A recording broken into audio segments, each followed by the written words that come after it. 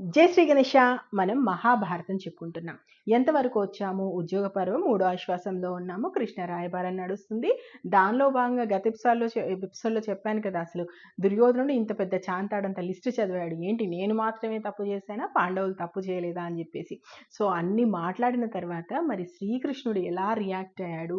శ్రీకృష్ణుడి మాటలకి దుర్యోధనుడు ఏమన్నాడు? ఎందుకు శ్రీకృష్ణుడిని బంధించాలి అనేటువంటి నీచపు ఆలోచన వచ్చింది? ఆ తర్వాత ఏం జరిగింది అనేది ఈరోజు ఎపిసోడ్లో మనం చూద్దాం. ఇప్పుడు దుర్యోధనుడు చెప్పాల్సినవన్నీ చెప్పాడు. నా తప్పేమీ లేదు, పాండవులే అన్ని తప్పు చేశారు, పైగా మా మీదికి యుద్ధానికి వస్తే ఏదో శాంతి వచనాలు పలుకుతున్నారు, వాళ్ళకి కేవలం రాజకాంక్ష ఉందన్నట్టుగా మాట్లాడాడు కదా. సో ఇప్పుడు అవన్నీ విన్న తర్వాత కృష్ణుడు లేచాడు. లేచి, ఏంటి పాండవులు తప్పు చేశారు, నువ్వు తప్పు చేయలేదా? అసలు ఈ మాట ఎలా అంటున్నావు దుర్యోధన? నువ్వు ఇప్పుడు కాదు, నువ్వు పుట్టినప్పటి నుండి తప్పులే చేస్తున్నావు. అసలు విషం పెట్టింది ఎవరు? కాళ్ళు చేతులు కట్టేసి నీళ్ళలో తోసిందెవరు? చంపాలని చూసిందెవరు? విషనాగులతో కరిపించాలని చూసిందెవరు? అంతెందుకు లక్క ఇల్లు దహనం చేయాలని చూసిందెవరు? మాయాజూదమాడి అడవుల పాలు చేసిందెవరు? అసలు ఇవన్నీ నువ్వు చేయలేదా దుర్యోధన? అసలు ఎలా అనిపిస్తుంది అంటే, ఇన్ని తప్పులు చేసిన తర్వాత కూడా నాదేం తప్పు లేదు, ఎదుటివాడిదే తప్పు ఉందన్నట్టుగా మాట్లాడుతున్నావే, ఇది నీకు మాత్రమే చెల్లింది. ఏంటి సూదిమొన మోపే అంత స్థలం ఇవ్వవా? ఇంత దిగజారుతున్నారు అంటున్నారు. పాండవులు ఎవరి కోసం పాటుపడుతున్నారు? కేవలం జనక్షయం కాకూడదు. యుద్ధం అంటూ జరిగితే ఎవ్వరికీ మంచిది కాదు. ఇంతమంది ప్రాణాలు పోవడం అవసరమా అన్న ఒక్క విషయం మీద మాత్రమే వాళ్ళు ముందు వెనక ఆడుతున్నారు. లేకపోతే నువ్వు వాళ్ళకు ఒక లెక్క. నీకు తెలియదా గంధర్వుల నుండి అర్జునుడు నిన్ను విడిపించిన సంగతి అప్పుడే మర్చిపోయావా? ఈరోజు నువ్వు ప్రాణాలతో ఉన్నావంటే అది ధర్మరాజు పెట్టినటువంటి భిక్ష కాదా? ఇవన్నీ మర్చిపోయి ఇప్పుడు ఏదో నువ్వు పాండవులను ఎదిరిస్తాను, పాండవులను ఓడిస్తాను, నా దగ్గర 11 అక్షయముల సైన్యం ఉంది, మహాబలవంతులు నా వైపు ఉన్నారని చెప్తున్నావు. నేను ఇంత చెప్పిన తర్వాత కూడా ఇప్పుడు నువ్వు చివరికి అనే మాట ఏంటి? చస్తే చస్తాను కానీ సంధికి రానంటున్నావు. అదే నిజమవుతుంది. నువ్వు యుద్ధంలో చావడం ఖాయం. అదే జరుగుతుంది అంటాడు. అన్న తర్వాత మళ్ళీ ధృతరాష్ట్రుడి వైపు తిరుగుతాడు. నీ కొడుకు మూర్ఖుడే, మూర్ఖత్వానికి వెళ్తున్నాడు, అతను మాట వినే రకంగా లేడు. కానీ నీకేమైంది? మన శరీరంలో మాంసం కుళ్ళిపోతే ఆ భాగాన్ని తీసేయాలి, అలా మన ప్రాణాలని కాపాడుకుంటామే. అలాంటిది నీ ఒక్క కొడుకు కోసం పదే పదే ఇంతమంది చెప్తున్నా ఎందుకు వినట్లేదు? నా మామ కంసుడు అధర్మ మార్గంలోకి వెళ్తే మామ అని చెప్పేసి నేను వదిలేశానా? లేదు కదా.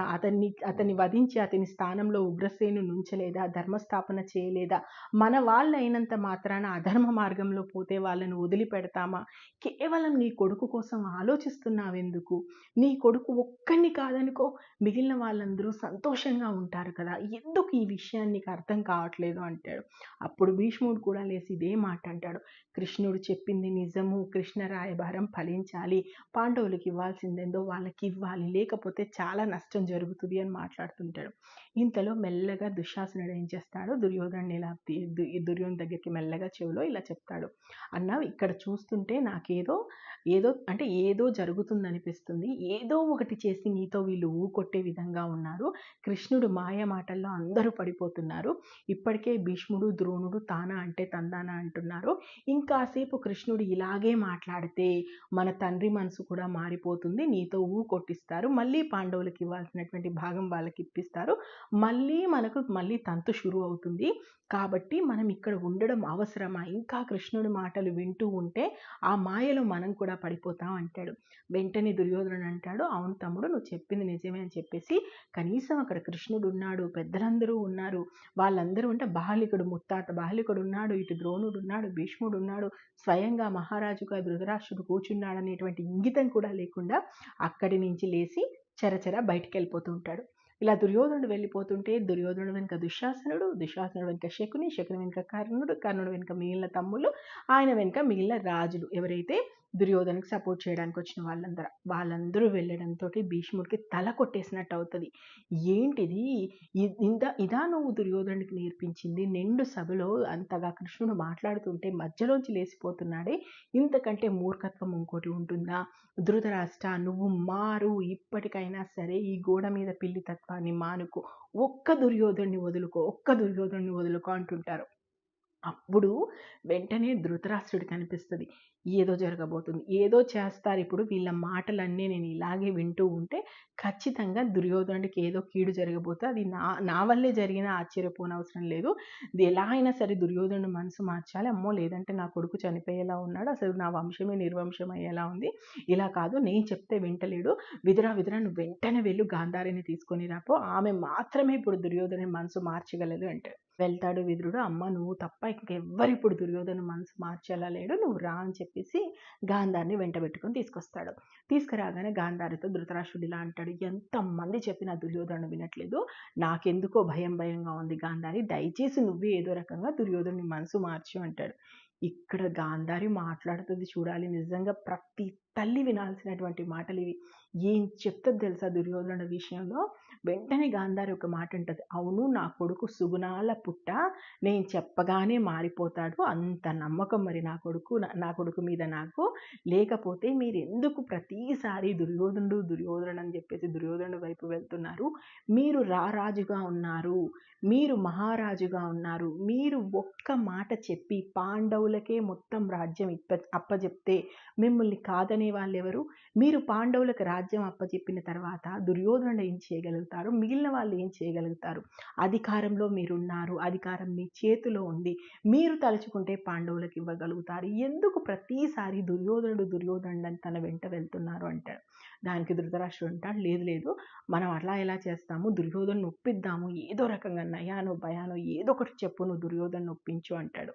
అనగానే మళ్ళీ విదురుడిని పిలిచి, విదుర ఏదో ఒకటి చెప్పి దుర్యోధనుని మళ్ళీ తీసుకొని రా అంటే దుర్యోధనుడు వెళ్తాడు. ఇక చాలాసేపు, లేదు అంత పెద్దవాళ్ళు ఉన్నారు, నువ్వు ఇలా రావడం మంచి పద్ధతి కాదు, దయచేసి నువ్వు వెంటనే రా, అక్కడ నీకోసం అందరూ ఎదురు చూస్తున్నారని చెప్పేసి దుర్యోధనుని తీసుకొస్తాడు. ఇక గాంధారి దుర్యోధనుడితో మాట్లాడుతుంది కదా, ఎందుకు కన్నా ఇలా చేస్తున్నావు నువ్వు, నా కడుపు ఎన్ని సంవత్సరాలు నీకోసం మోసానో నాకు తెలుసు, నీకోసం ఎంత కష్టపడ్డానో నాకు తెలుసు, ఇన్ని బాధలు అనుభవించిన తర్వాత నీకోసం నువ్వు వంశోద్ధారకుడు అవుతావని నేను ఎదురు చూశాను, ఎందుకు ఇంత దుర్మార్గానికి నెట్టుకుంటున్నావు? పాండవులకు వాళ్ళకి ఇచ్చేస్తే నీకు పోయేదేముంది, నీకు తగ్గేదేముంది? వాళ్ళు కూడా నీ వాళ్ళే కదా, నాకు వాళ్ళు వేరు నువ్వు వేరు కాదు కదా, మీరు అన్నదమ్ములు కలిసి ఉంటేనే కదా నలుగురిలో బాగుంటుంది, మీరు కొట్టుకు చావడం వల్ల ఏం జరుగుతుంది? మొదటి నుంచి నువ్వు ఎందుకు పాండవులు శత్రువుల్లా చూస్తున్నావు? ఇప్పటికైనా నువ్వు మారు, పాండవులు నీ వాళ్ళు అని తెలుసుకో, అంతా మంచి జరుగుతుంది అని చెప్పేసి చాలాసేపు ఇలాగే బ్రతిమలాడుతుంది. ఇక అసలు దుర్యోధనుడు అటు ఇటు అంటాడు, అసలు వినడు, వినకుండా అటు ఇటు తలదిప్పుతుంటాడు. అప్పుడు ఇంకా కోపానికి వచ్చేసి, అంటే ఏంటి ఇప్పుడు నువ్వు చావాలనే నిర్ణయించుకున్నావా? నీతో పాటు ఇంతమందిని చంపాలనుకుంటున్నావా? ఈ పాపం నిన్ను వదులుతుంది అనుకుంటున్నావా? ఇంతమంది ప్రాణాలు ఎందుకు బలి తీసుకోవాలనుకుంటున్నావు? యుద్ధం అంటున్నావు, యుద్ధం చేయడం వల్ల బాగుపడ్డ వాళ్ళు ఎవరైనా ఉందా? ఇంత నీచుడిగా నువ్వు ఎందుకు తయారయ్యావు? ఇంత మూర్ఖంగా నువ్వు ఎందుకు తయారయ్యావు? చిన్నప్పటి నుంచి నిన్ను ప్రేమగా పెంచాలని, ధర్మ మార్గంలో పెట్టాలని నేను ఆశిస్తున్నాను, కానీ నువ్వు రోజు రోజుకు చెడిపోతూనే ఉన్నావు, చెడ్డ వాళ్ళ స్నేహంలో పడిపోయి మరింత దిగజారిపోతున్నావు, ఇంకా దిగజారుతావా? స్వయంగా కృష్ణుడు వచ్చిన తర్వాత కూడా నువ్వు ఎందుకు ఇలాంటి మూర్ఖపు ఆలోచనలు చేస్తున్నావు, మూర్ఖపు మాటలు మాట్లాడుతున్నావు? నీ వల్ల నా బిడ్డలందరూ చనిపోయే పరిస్థితి వచ్చేలా ఉంది, విను అని చెప్పేసి ఇక బెదిరిస్తుంది, భయపెడుతుంది, తిడుతుంది, కొప్పడుతుంది. ఏం చేసినా ఉల్లక్కడు పలకడు. నోట్లో నుంచి గాంధారి మాట్లాడుతున్నంతసేపు ఒకటే మాట ఉంది అక్కడ అంతే, గాంధారి మాట్లాడుతున్నంతసేపు దుర్యోధనుడి నోటి నుంచి ఒక్క మాట కూడా రాదు. అలాగే ఒక చెక్క బొమ్మలా నిల్చుండిపోతాడు. ఇంకా మాట్లాడి ఆమె అలసిపోతుంది. వెంటనే గాంధారి మాట్లాడడం ఆపేయగానే వెంటనే మళ్ళీ దుర్యోధనుడు వెళ్ళిపోయి తన గుంపులో చేరిపోతాడు. ఎందుకంటే గుంపు అంటే అందరు బయట ఉన్నారు కదా, ఎందుకంటే వచ్చేటప్పుడు దుర్యోధనుడు ఒక్కడే వచ్చాడు కాబట్టి వెళ్ళేసి చేరిపోతారు. ఇంకా చేరిపోగానే ఇక్కడ మళ్ళీ అందరూ మొదలు పెడతారు. ఇక్కడ కృష్ణుడి దగ్గర ఉన్న వాళ్ళందరూ మొదలు పెడతారు. కృష్ణుడు ఒకటే మాట అంటాడు, ధృతరాష్ట్ర ఇప్పటికైనా నువ్వు మారు, ఒక్క దుర్యోధను వదులుకోవడానికి నువ్వు సిద్ధపడు. ఒక్క దుర్యోధనుడు నీ వాడు కాడనుకుంటే మిగతా నీకు 99 మంది కొడుకులు ఉంటారు, కూతురు ఉంటుంది, పాండవులు కూడా నీ పిల్లలే అవుతారు, ఇంతమంది ఉంటారు నీకు. ఒక్క దుర్యోధన్ని వదులుకోవడానికి నువ్వు సిద్ధపడు అని చెప్పేసి ఇటు కృష్ణుడు చెప్తుంటాడు, అటు భీష్ముడు చెప్తుంటాడు, ఇటు ద్రోణుడు చెప్తుంటాడు.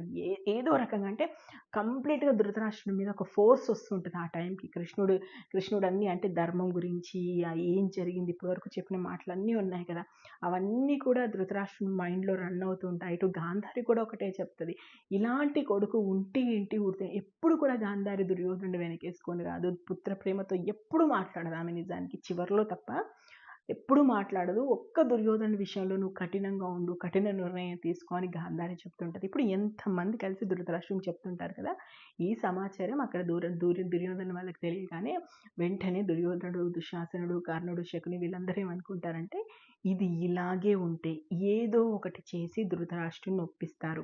కృష్ణుడు రాయబారానికి వచ్చాడు, రాయబారానికి వచ్చినవాడు రాయబారం చేసి ఇక్కడ ఏంటో ఇక్కడ మనం చెప్పింది తీసుకెళ్ళి వాళ్ళకి చెప్పాలి. కానీ ఇక్కడ కృష్ణుడు రాయబారం చేయట్లేదు, అంతకు మించి చేస్తున్నాడు.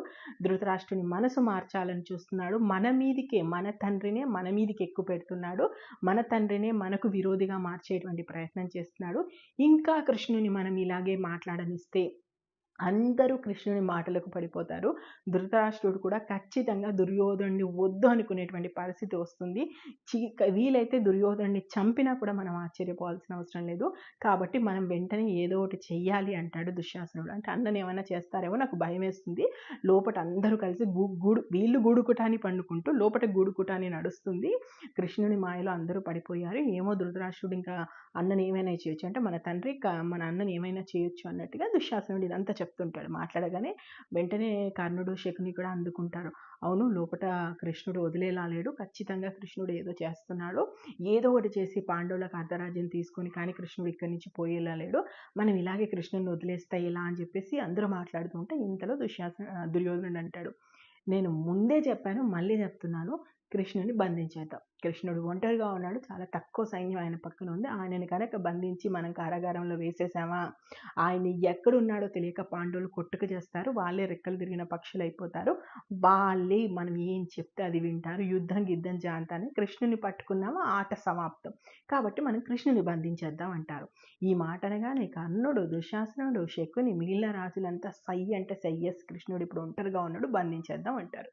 మరి కృష్ణుని బంధించాలని వీళ్ళు అనుకుంటే కృష్ణుడు ఏం చేశాడు, కృష్ణుడు విశ్వరూపం చూపించాల్సినటువంటి అవసరం ఎందుకు వచ్చింది, అది చూసి కూడా ధృతరాష్ట్రుడి మనసు ఎందుకు మారలేదు, ఆ తర్వాత ఏం జరిగింది కృష్ణ రాయబారానికి సంబంధించి మనం రానున్న ఎపిసోడ్స్లో చూద్దాం. నేను మహాభారతం ఉన్నది ఉన్నట్టుగా చెప్తున్నాను, మీకు నచ్చితే ఆశీర్వదించండి. ఇప్పటి వరకు మహాభారతంలో ఏం జరిగిందో తెలుసుకోవాలనుకుంటే మన ఛానల్లోకి వెళ్ళండి, మహాభారతం ప్లేలిస్ట్ ఉంది, చూడండి. Thank you. జై హింద్.